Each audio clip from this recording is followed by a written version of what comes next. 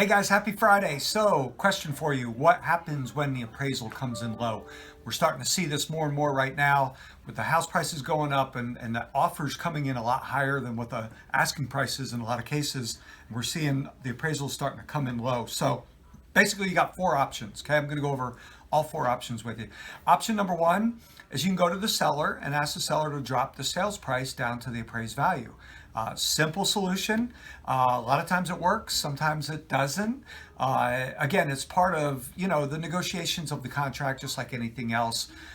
So that's always the best option for the client, for the buyer, and the cleanest of all the options. So that would be option number one. Option number two is the buyer can pay the difference. So the way that works is whatever the down payment is that the buyer is putting down, they're going to have to still come up with that down payment, but they're also going to have to come up with the difference. So if the appraisal came in $10,000 below sales price, then they're going to have to come with $10,000 plus their down payment and their closing costs. So again, that option will exist if the buyer has the ability to come up with that extra money and they're willing to do so. A lot of buyers aren't willing to pay more for a house than what it's worth, and that can sometimes cause problems, but others are okay with it. Option number three is split the difference. So this is where buyer and seller come together and they say, hey, there was $10,000 difference. Let's drop the sales price $5,000, have the buyer bring an extra $5,000 to closing, and let's get this deal closed. So that's always an option as well. Again, both parties have to agree.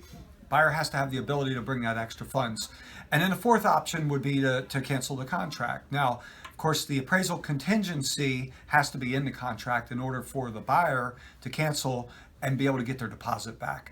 We're seeing more offers going in today without that appraisal contingency. So just keep that in mind. That's one thing. If you want to protect your buyer, it's important to have that appraisal contingency in there for this reason, because we are starting to see so many appraisals coming in below the sales price. And this protects the buyer and allows them to move on to a different house without having to lose their deposit. So hopefully that helps. And once you guys have a great weekend, we'll be on call. Get us some buyers. We're ready to rock and roll. All right. Take care.